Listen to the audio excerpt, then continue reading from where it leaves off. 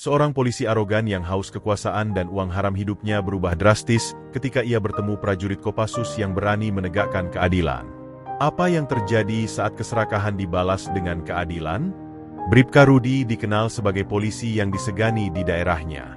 Bukan karena kinerjanya yang baik atau sikapnya yang tegas dalam menegakkan hukum, melainkan karena keangkuhan serta kebiasaannya menekan masyarakat kecil. Dengan seragam yang selalu terlihat rapi dan wajah yang penuh percaya diri, ia melangkah memasuki berbagai tempat usaha sambil mengedarkan pandangan penuh kesombongan. Ketika berjalan di sepanjang jalan utama, pemilik usaha kecil yang mengenalnya langsung menundukkan kepala, berharap tidak menjadi sasaran berikutnya. Rudi sudah bertahun-tahun menjalani aksinya dengan licik. Setiap toko, rumah makan, dan kafe di wilayah yang menjadi kekuasaannya wajib memberikan upeti bulanan sebagai jaminan keamanan. Alasan klise yang selalu ia gunakan adalah untuk memastikan tempat usaha mereka aman dari gangguan kriminalitas. Padahal, kenyataannya, dialah ancaman terbesar yang menghantui mereka. Para pemilik usaha tahu betul bahwa menolak permintaan Rudi berarti membuka pintu bagi masalah yang lebih besar. Mereka telah menyaksikan beberapa rekan sesama pedagang yang usahanya tiba-tiba sepi akibat intimidasi dari Rudi. Kehidupan mewah yang dijalani Rudi sepenuhnya dibiayai dari uang haram yang ia kumpulkan setiap bulan. Rumah besar, mobil sport mengkilap, dan pesta-pesta mewah adalah gaya hidup yang sudah menjadi kebiasaannya. Bagi Rudi, pekerjaan sebagai polisi bukan lagi soal pengabdian atau menegakkan keadilan. Baginya, seragam hanyalah alat untuk mengeruk keuntungan pribadi sebanyak mungkin. Dalam benaknya, kekuasaan adalah segalanya, dan mereka yang tidak punya kekuatan hanya pantas menjadi korban. Namun, semakin besar kekuasaannya, semakin besar pula kesombongan yang ia pelihara. Rudi mulai percaya bahwa dirinya berada di atas hukum. Ia merasa tidak ada yang mampu menjatuhkannya, apalagi hanya para pemilik usaha kecil yang tak berdaya. Setiap kali melihat ketakutan di wajah mereka, ia justru merasa semakin kuat. Kepuasannya bukan hanya berasal dari uang yang diterimanya, melainkan juga dari ketakutan yang berhasil ia ciptakan. Suatu hari, Rudi memutuskan untuk makan siang di sebuah warung kecil di pinggir jalan. Warung itu terlihat sederhana, dengan meja kayu usang dan kursi plastik yang sudah memudar warnanya. Namun, aroma masakan yang menggugah selera menarik perhatiannya. Tanpa ragu, ia melangkah masuk dan langsung memesan makanan dengan nada arogan, seolah kehadirannya di tempat itu adalah sebuah kehormatan yang harus disyukuri oleh pemilik warung. Mak Ijah, seorang nenek tua yang mengelola warung tersebut, menyambut Rudi dengan ramah. Meski raut wajahnya menunjukkan kelelahan akibat usia yang tidak lagi muda, senyum tulusnya tetap menghiasi wajah keriputnya. Dengan cekatan, Mak Ijah menyajikan sepiring nasi dengan lauk pauk sederhana yang dimasaknya sendiri. Rudi melahap makanan itu dengan lahap, tanpa sedikit pun menghargai kerja keras sang nenek. Setelah selesai makan, Rudi menyandarkan punggungnya dengan santai sambil mengusap perutnya. Namun, ketika Mak Ijah datang menghampiri dan menyodorkan nota kecil sebagai tanda pembayaran, Rudi mengerutkan kening. Ia menatap Mak Ijah dengan tatapan meremehkan, seolah tindakan sang nenek adalah sebuah penghinaan besar. Dengan suara yang dibuat-buat serius, ia menyatakan bahwa polisi tidak perlu membayar ketika makan di tempat seperti ini. Mak Ijah terdiam sejenak, mencoba memahami maksud ucapan Rudi. Namun, keberaniannya menguat ketika mengingat bahwa setiap pengunjung yang datang ke warungnya adalah pelanggan yang berhak diperlakukan sama. Dengan suara lembut namun tegas, Mak Ijah meminta agar Rudi tetap membayar seperti pelanggan lainnya. Permintaan yang sederhana itu justru membuat Rudi marah. Ia merasa direndahkan oleh seorang wanita tua yang dianggapnya tidak tahu diri. Tanpa pikir panjang, Rudi bangkit dari tempat duduknya dan mulai mengeluarkan sumpah serapah. Amarahnya meledak seketika. Ia mengobrak-abrik meja dan kursi yang ada di warung tersebut. Bahkan sengaja menendang panci yang berada di dekat tungku api hingga terjatuh dan mengeluarkan suara berisik. Mak Ijah hanya bisa menangis melihat barang-barangnya dihancurkan. Namun, meskipun tubuhnya gemetar ketakutan, ia tetap berdiri tegak, menatap Rudi dengan tatapan yang tidak lagi mengandung rasa takut, melainkan sebuah kepasrahan yang terhormat. Rudi meninggalkan warung itu dengan perasaan puas. Baginya, menghancurkan warung kecil milik seorang wanita tua hanyalah bentuk unjuk kekuasaan. Ia merasa tak ada yang bisa menghentikan langkahnya. Namun, Ia tidak pernah menyangka bahwa tindakannya yang terakhir ini akan menjadi awal dari kejatuhan yang tak terelakkan. Setelah mengobrak-abrik warung Mak Ijah, Bribka Rudi melangkah pergi dengan langkah pongah, meninggalkan puing-puing kehancuran di belakangnya. Warung kecil yang semula sederhana tapi rapi itu kini berantakan. Meja-meja kayu yang dirombak paksa, kursi-kursi plastik yang terlempar ke sudut ruangan, serta peralatan makan yang berserakan di lantai. Asap dari tungku yang nyaris terjatuh masih mengepul tipis, seolah menjadi saksi bisu atas kebrutalan Rudi. Mak Ijah hanya bisa terduduk lemas di lantai. Air matanya mengalir tanpa suara. Kedua tangannya gemetar saat berusaha merapikan pecahan piring yang berserakan, namun lebih banyak luka yang diterimanya daripada hasil yang didapat. Warung itu bukan sekadar tempat mencari nafkah bagi Mak Ijah. Itu adalah satu-satunya warisan yang ditinggalkan mendiang suaminya. Dengan susah payah, ia mempertahankan warung tersebut agar tetap berjalan. Setiap hari ia bangun sebelum subuh, menyiapkan bahan makanan yang dibeli dari pasar dengan hasil jerih payahnya sendiri. Senyumnya kepada setiap pelanggan bukan hanya bagian dari pelayanan, melainkan juga ungkapan syukur karena masih diberi kekuatan untuk bertahan hidup.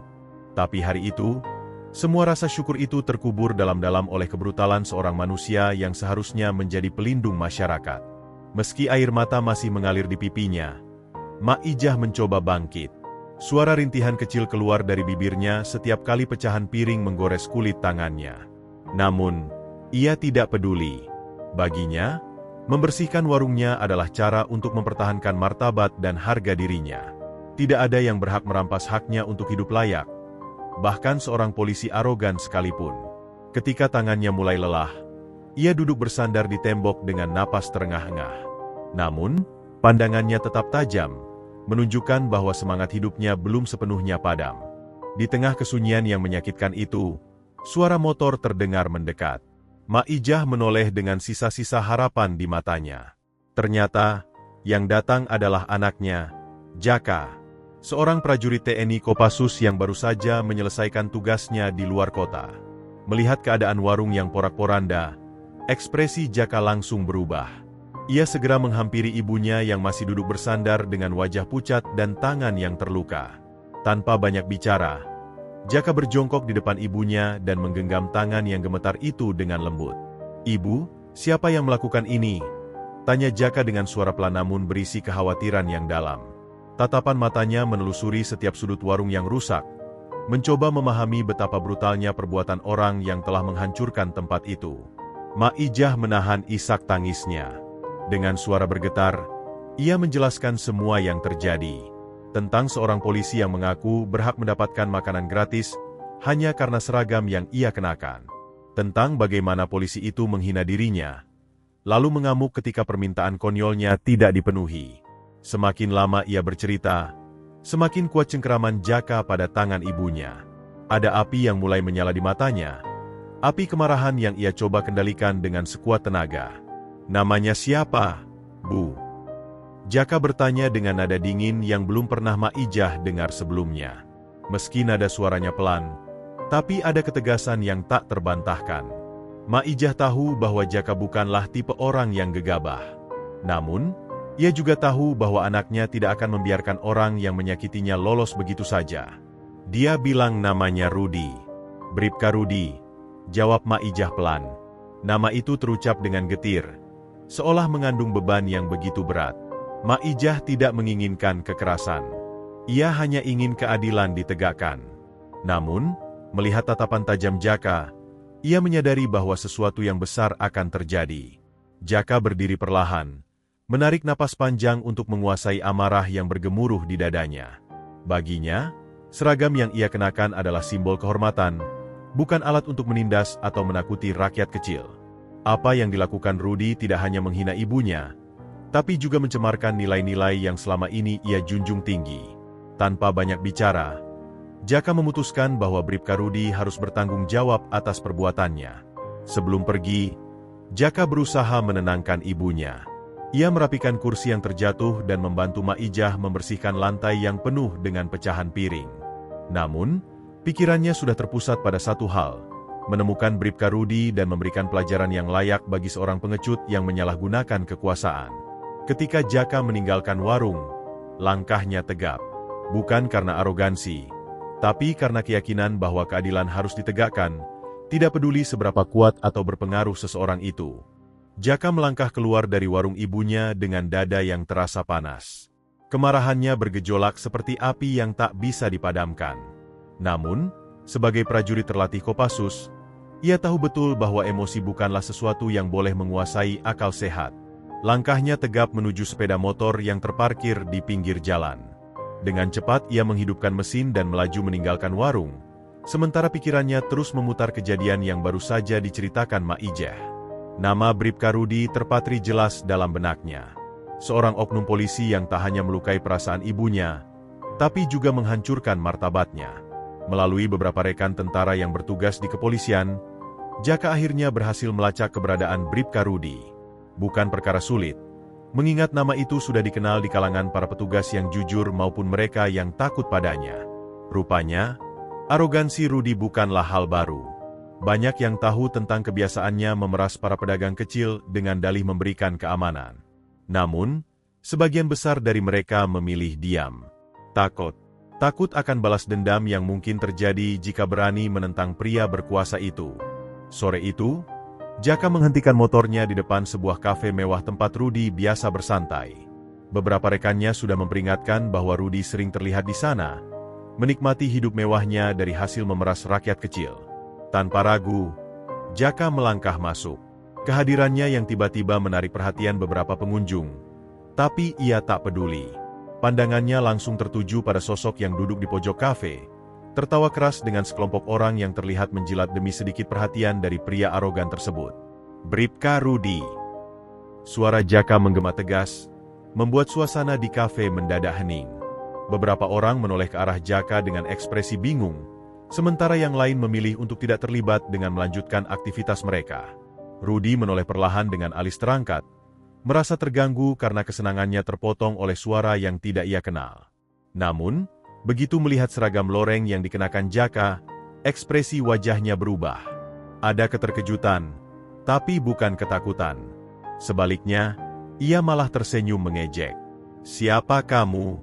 Sok berani sekali memanggil namaku begitu saja," ujar Rudi sambil bersandar santai di kursinya.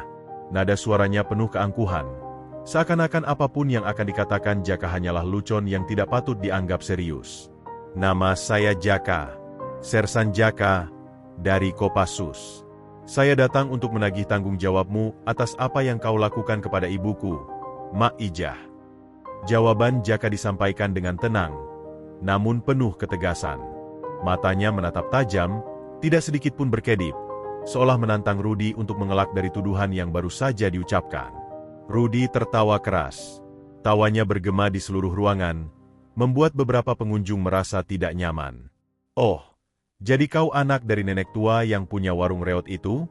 Sudah bagus aku masih mau makan di tempat menjijikan seperti itu." "Mestinya dia bersyukur," kata Rudi dengan nada merendahkan. "Dan sekarang apa? Kau datang ke sini dengan seragammu. Berharap aku takut? Hahaha. Kau tidak tahu siapa yang kau hadapi, anak muda. Justru kau yang tidak tahu dengan siapa kau berhadapan, Bribka Rudi. Aku tidak datang untuk menakutimu. Aku datang untuk menangkapmu," balas Jaka dengan nada dingin. Seketika ruangan menjadi hening. Mata Rudi membelalak mendengar kalimat terakhir Jaka. Ia terdiam sesaat, namun gengsi yang tinggi membuatnya enggan menunjukkan ketakutan. "Kau tidak bisa menangkapku, Sersan. Aku polisi, bukan penjahat. Dan kau tahu apa yang terjadi jika kau mengusik urusanku." Rudi mulai mengancam. Suaranya sedikit bergetar meski ia berusaha menutupinya dengan kesombongan. Jaka mengabaikan ancaman itu. Dengan gerakan cepat, ia meraih lengan Rudi dan memborgolnya tanpa ragu. Beberapa orang di kafe mulai berbisik, takjub melihat seorang prajurit TNI menangkap seorang polisi di tempat umum. Jaka tidak peduli. Tugasnya jelas, menyeret pria arogan ini ke tempat di mana ia tidak lagi bisa menyalahgunakan kekuasaan. Dengan suara tegas, Jaka berkata, "Mulai hari ini, kekuasaanmu berakhir, Bribka Rudi. Kau akan menghadapi konsekuensi dari setiap perbuatanmu." Suasana kafe yang semula riuh seketika berubah menjadi senyap. Mata setiap orang yang ada di tempat itu terbelalak menyaksikan kejadian yang tak terduga. Seorang prajurit Kopassus dengan berani menangkap seorang polisi di depan umum, tanpa sedikit pun memperlihatkan keraguan. Bahkan, beberapa pengunjung yang mengenal reputasi buruk Bribka Rudi justru memperlihatkan ekspresi puas. Mereka tahu, keangkuhan dan kelicikan Rudi akhirnya berhadapan dengan seseorang yang tidak dapat dibelinya dengan uang. Rudi mencoba meronta. Tubuhnya yang besar berusaha melepaskan diri dari cengkeraman Jaka, namun perlawanan itu sia-sia. Cengkeraman tangan Jaka yang terlatih membuat Rudi tak berkutik. "Lepaskan aku, kau tidak berhak menangkapku. Ini melanggar aturan," teriak Rudi dengan suara penuh amarah bercampur ketakutan. Namun, Jaka tetap tenang. Ia mengabaikan teriakan Rudi dan menariknya keluar dari kafe tanpa banyak bicara. Beberapa orang sempat mengabadikan momen itu dengan kamera ponsel mereka. Pemandangan yang jarang terjadi, seorang polisi yang biasanya menindas kini diperlakukan seperti penjahat. Mereka tahu Rudi adalah sosok yang kebal hukum, namun kali ini keberuntungannya sepertinya telah habis. Mereka menatap kepergian Jaka dan Rudi dengan berbagai ekspresi, sebagian kagum, sebagian lega, dan sebagian lagi hanya diam terpaku. Setelah mengamankan Rudi di atas sepeda motornya dengan tangan masih terborgol, Jaka segera membawanya ke markas TNI terdekat. Sepanjang perjalanan, Rudi terus mengumpat dan berteriak. Sesekali ia mengancam akan membuat hidup Jaka hancur karena berani mengusiknya. Namun, Jaka sama sekali tidak terpengaruh. Fokusnya hanya satu, menyerahkan Bribka Rudi kepada pihak berwenang untuk mempertanggungjawabkan perbuatannya. Sesampainya di markas, beberapa prajurit lain segera membantu mengamankan Rudi. Mereka menatap Rudi dengan tatapan dingin, seakan tahu bahwa pria ini bukanlah polisi yang layak dihormati. Ketika dibawa ke ruang interogasi, Rudi mulai menunjukkan kepanikan yang sebenarnya. Mulutnya yang tadi lantang kini terdiam, hanya sesekali menggerutu dengan suara pelan. Keringat dingin membasahi dahinya ketika menyadari bahwa kali ini ia benar-benar tak berdaya. Jaka melaporkan seluruh kejadian yang menimpa ibunya dengan rinci kepada atasannya. Bukan hanya soal penghancuran warung Maijah, tetapi juga berbagai laporan yang ia kumpulkan dari masyarakat sekitar tentang pemerasan yang dilakukan Rudi selama ini. Atasannya mendengarkan dengan serius, memahami bahwa ini bukan hanya masalah pribadi, melainkan juga masalah moralitas yang telah lama menggerogoti institusi kepolisian. Keputusan pun dibuat. Pihak TNI segera menghubungi pihak kepolisian untuk melakukan penyelidikan resmi. Kali ini, kasus Rudi tidak akan bisa disapu di bawah karpet begitu saja. Bukti-bukti yang dikumpulkan Jaka menjadi dasar yang kuat untuk menyeretnya ke meja hijau. Jaka merasa sedikit lega. Meski amarahnya belum sepenuhnya reda, namun ia tahu bahwa keadilan harus ditegakkan dengan cara yang benar. Ketika Rudi digiring menuju kendaraan yang akan membawanya ke persidangan, matanya menatap Jaka dengan tatapan penuh dendam. Namun, Jaka hanya balas menatapnya dengan dingin. "Kau bukan polisi.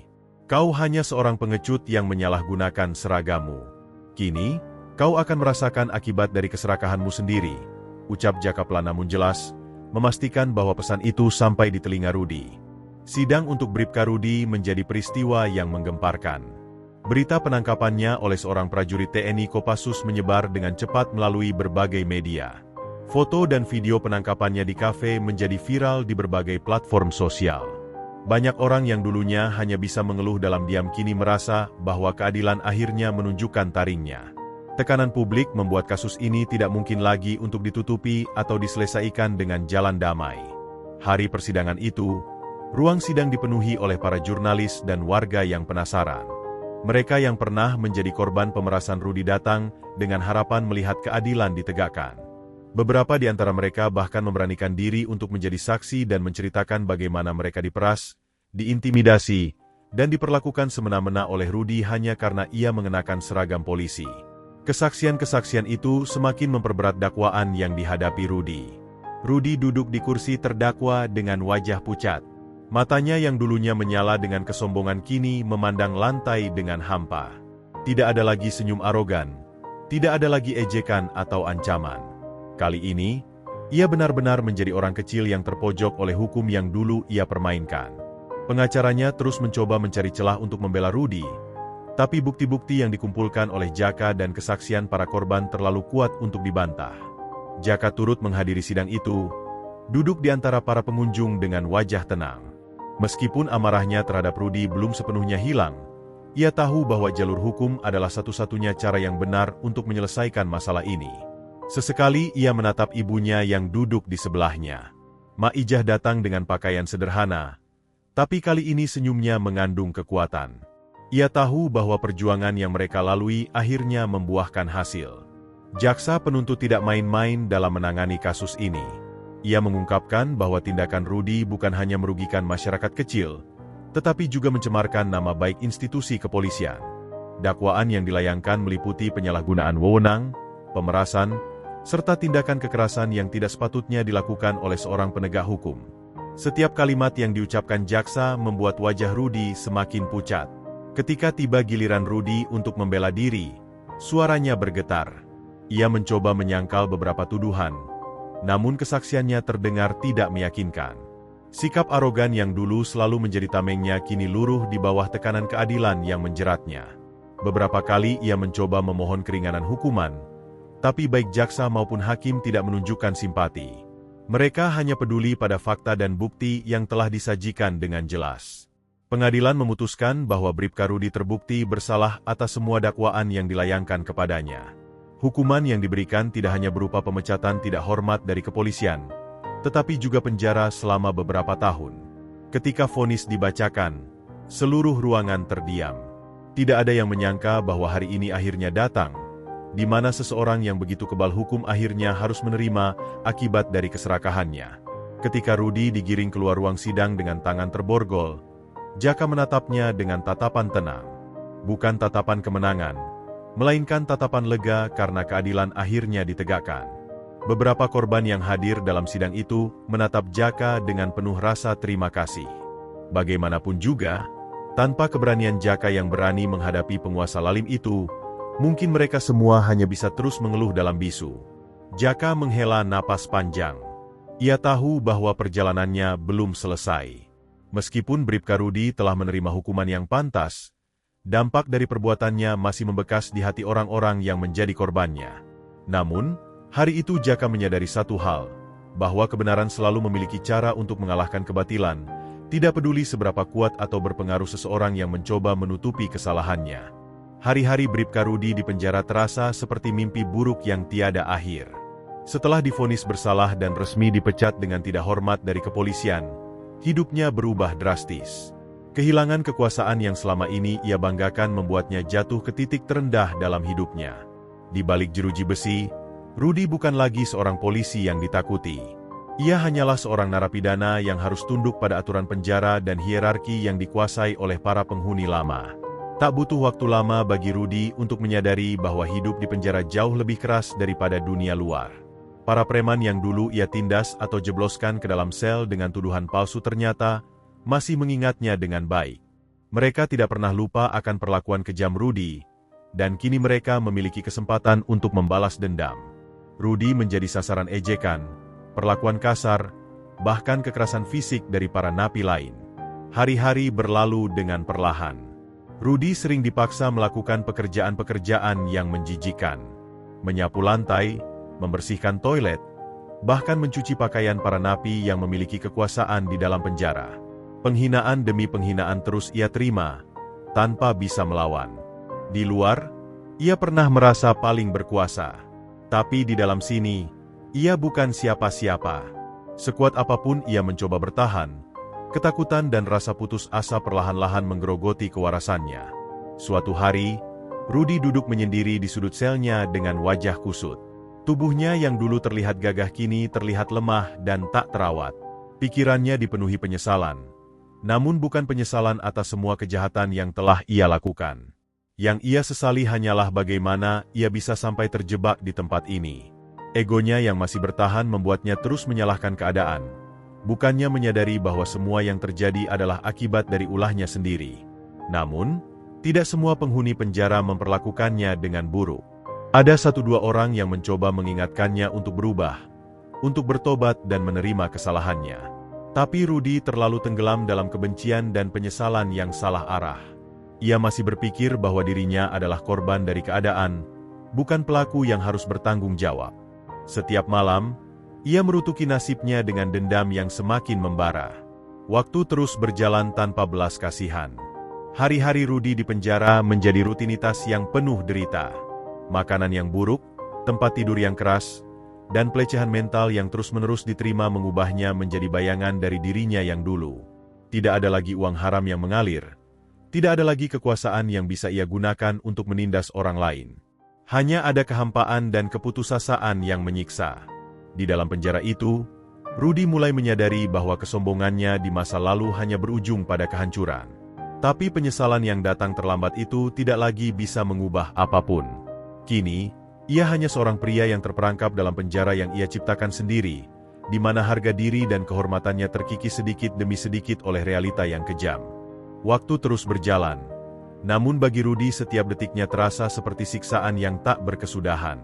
Perlakuan buruk dari para narapidana lain semakin menjadi-jadi. Tubuhnya yang dulu kekar kini tampak kurus dan lemah. Matanya cekung dengan tatapan kosong, seakan harapan telah benar-benar terenggut darinya. Tidak ada lagi harga diri, tidak ada lagi kekuasaan.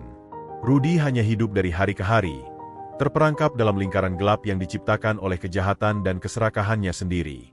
Suatu malam, ketika lampu-lampu penjara mulai dipadamkan, Rudy duduk di pojok sel dengan punggung bersandar pada tembok dingin. Udara malam yang menusuk seakan menjadi simbol dari dinginnya kehidupan yang kini ia jalani. Dalam kesendiriannya, pikirannya mulai terisi dengan penyesalan yang nyata. Ia menyadari bahwa keserakahannya bukan hanya menghancurkan hidup orang lain, tapi juga menghancurkan hidupnya sendiri. Namun, penyesalan itu datang terlambat. Tidak ada lagi kesempatan untuk memperbaiki semuanya. Nama baiknya telah hancur, dan hidupnya kini hanya menjadi bahan hinaan bagi orang-orang yang dulu ia tindas. Tubuhnya gemetar menahan tangis. Tangisan yang bukan hanya karena ketakutan, tetapi juga karena menyadari bahwa kesempatannya untuk berubah sudah tertutup rapat. Di sisi lain, hidup Jaka dan Maijah perlahan membaik. Warung Maijah yang hancur telah dibangun kembali dengan bantuan dari beberapa orang dermawan yang tergerak oleh kisah perjuangannya.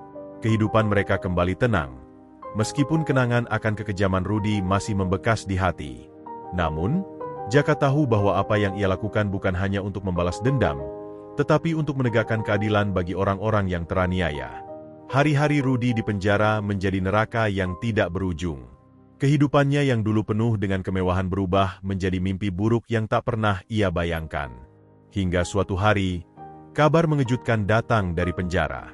Rudy ditemukan tak bernyawa di dalam selnya. Beberapa dugaan mengatakan ia mengakhiri hidupnya sendiri karena tidak sanggup menanggung penderitaan. Sementara yang lain menganggap bahwa perbuatan buruknya di masa lalu akhirnya berbalik menghabisi hidupnya. Kisah ini menjadi pelajaran bagi siapapun yang mendengarnya, bahwa kekuasaan dan keserakahan yang disalahgunakan hanya akan membawa kehancuran.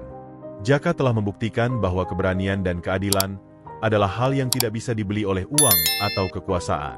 Pada akhirnya, hanya kebaikan dan ketulusan yang akan bertahan.